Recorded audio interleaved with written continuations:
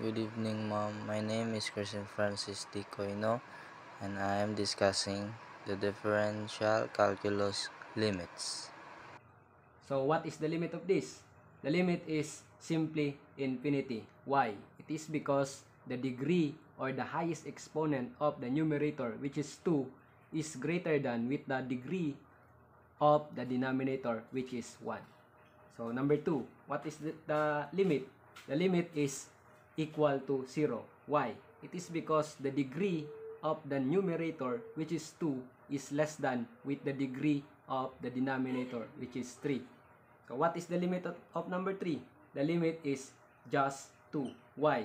It is because the degree of the numerator, which is 3, is equal with the degree of the denominator, which is also 3. So we simply divide the coefficients of the leading term. So 4 divided by 2 is equal to 2.